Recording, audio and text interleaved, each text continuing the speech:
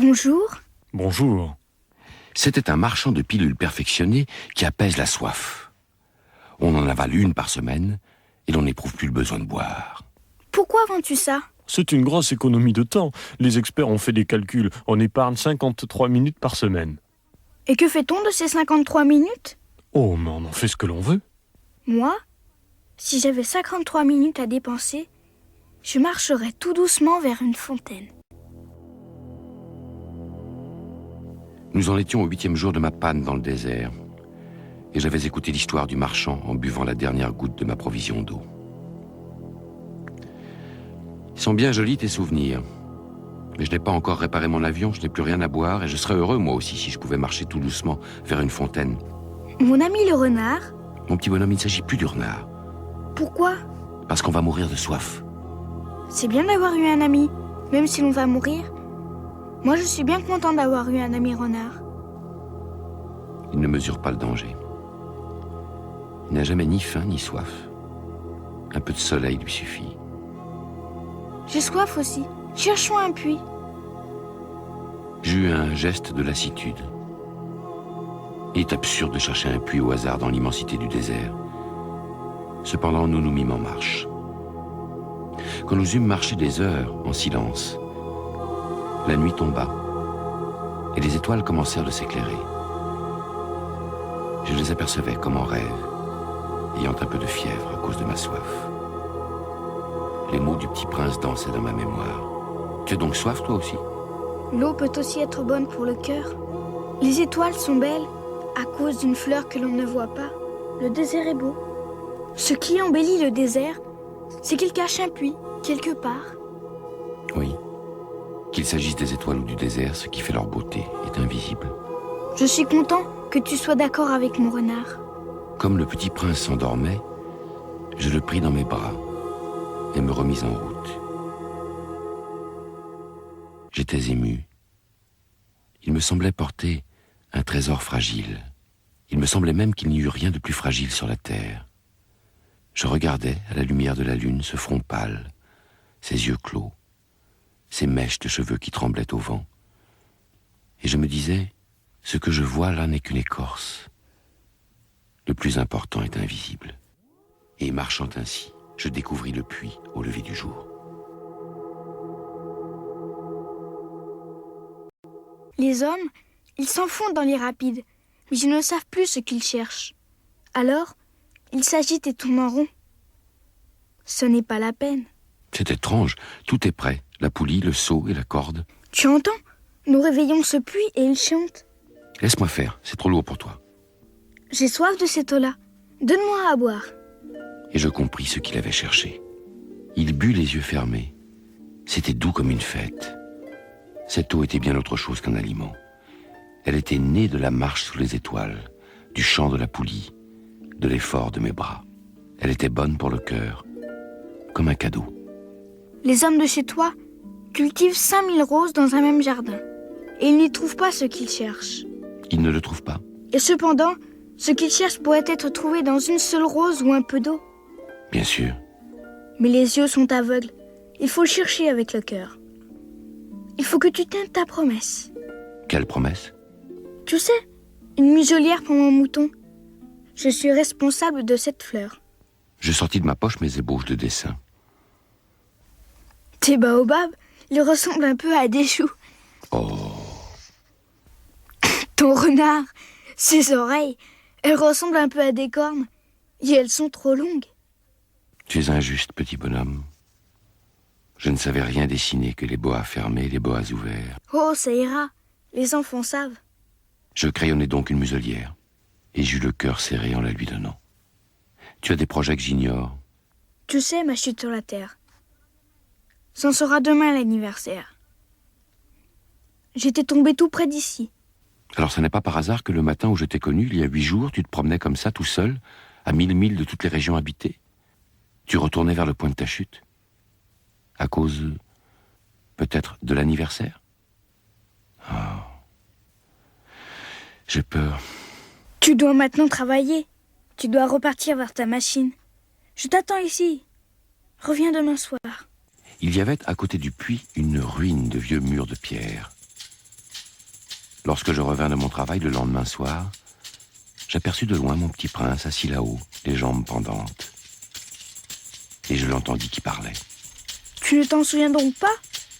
Ce n'est pas tout à fait ici.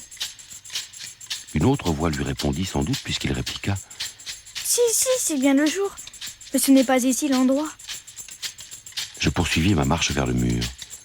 Je ne voyais ni n'entendais toujours personne. Bien sûr. Tu verras où commence ma trace dans le sable. Tu n'as qu'à m'y attendre. J'y serai cette nuit. J'étais à 20 mètres du mur et je ne voyais toujours rien. Tu as du bon venin? Tu es sûr de ne pas me faire souffrir longtemps? Je fis halte, le cœur serré. Mais je ne comprenais toujours pas. Maintenant, va-t'en. Je veux redescendre. Alors j'abaissai moi-même les yeux vers le pied du mur et je fis un bond. Il était là, dressé vers le petit prince. Un de ces serpents jaunes qui vous exécutent en 30 secondes. Tout en fouillant ma poche pour en tirer mon revolver, je pris le pas de course, mais au bruit que je fis, le serpent se laissa doucement couler dans le sable, comme un jet d'eau qui meurt, et sans trop se presser, se faufila entre les pierres, avec un léger bruit de métal. Je parvins au mur, juste à temps pour y recevoir dans les bras mon petit bonhomme de prince, pâle comme la neige. Quelle est cette histoire-là? Tu parles maintenant avec les serpents? Je suis content que tu aies trouvé ce qui manquait à ta machine. Tu vas pouvoir rentrer chez toi. Comment sais-tu? Moi aussi. Aujourd'hui, je rentre chez moi. C'est bien plus loin. C'est bien plus difficile. J'ai ton mouton, et j'ai la caisse pour le mouton, et j'ai la muselière. Petit bonhomme, tu as eu peur? J'aurais bien plus peur ce soir. Petit bonhomme, je veux encore t'entendre rire. Cette nuit, ça fera 1 an. Mon étoile se trouvera juste au-dessus de l'endroit où je suis tombée l'année dernière. Petit bonhomme, n'est-ce pas que c'est un mauvais rêve, cette histoire de serpent et de rendez-vous et d'étoiles? Ce qui est important, ça ne se voit pas. Bien sûr. C'est comme pour la fleur.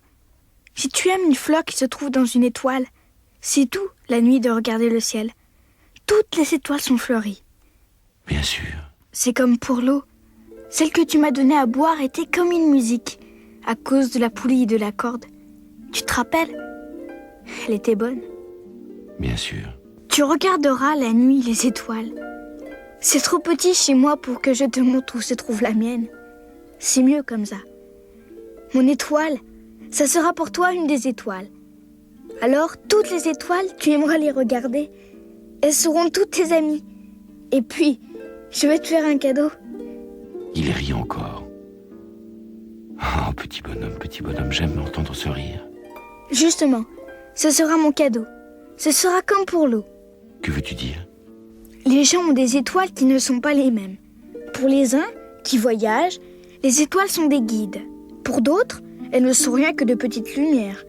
Pour d'autres qui sont savants, elles sont des problèmes.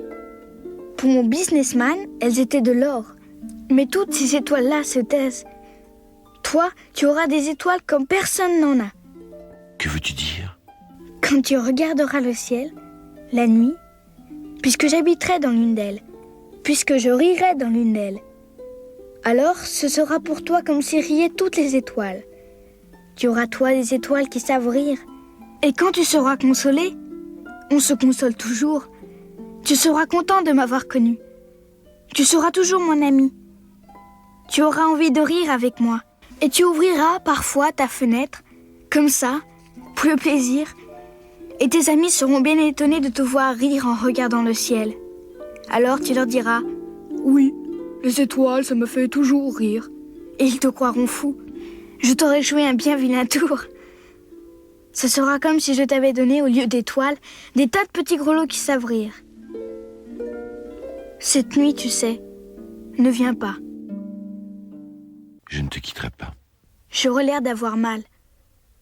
J'aurai un peu l'air de mourir. C'est comme ça. Ne viens pas voir ça. Ce n'est pas la peine. Je ne te quitterai pas. Je te dis ça, c'est à cause aussi du serpent. Il ne faut pas qu'il te morde. Les serpents, c'est méchant.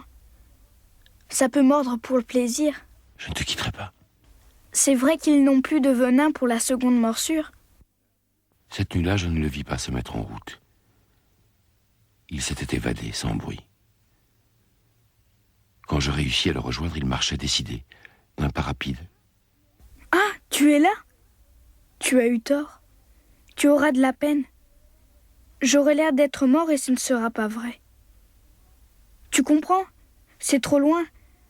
Je ne peux pas emporter ce corps-là. C'est trop lourd. Mais ce sera comme une vieille écorce abandonnée. Ce n'est pas triste, les vieilles écorces. Ce sera gentil, tu sais. Moi aussi. Je regarderai les étoiles. Toutes les étoiles seront des puits avec une poulie rouillée. Toutes les étoiles me verseront à boire. Ce sera tellement amusant. Tu auras 500 millions de grelots, j'aurai 500 millions de fontaines. C'est là. Laisse-moi faire un pas tout seul. Tu sais, ma fleur, j'en suis responsable. Et elle est tellement faible. Et elle est tellement naïve. Elle a 4 épines de rien du tout pour la protéger contre le monde. Voilà. C'est tout. Il hésita encore un peu, puis il se releva. Il fit un pas. Moi, je ne pouvais pas bouger. Il n'y eut rien qu'un éclair jaune près de sa cheville. Il demeura un instant immobile, il ne cria pas. Il tomba, doucement, comme tombe un arbre. Ça ne fit même pas de bruit, à cause du sable.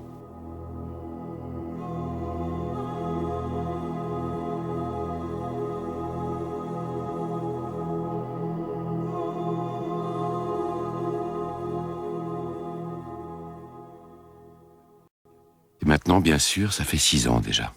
Je n'ai jamais encore raconté cette histoire. Les camarades qui m'ont revu ont été bien contents de me revoir vivant. J'étais triste, mais je leur disais, c'est la fatigue. Maintenant, je me suis un peu consolé, c'est-à-dire, pas tout à fait.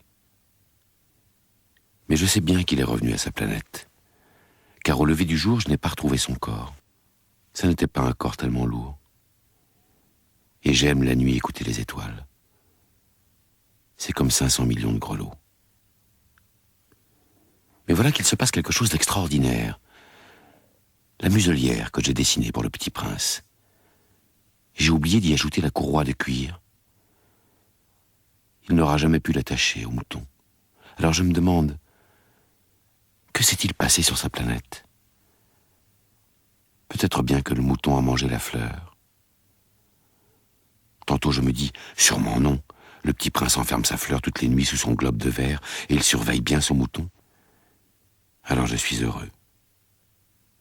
Et toutes les étoiles rient doucement. Tantôt je me dis, on est distrait une fois ou l'autre et ça suffit.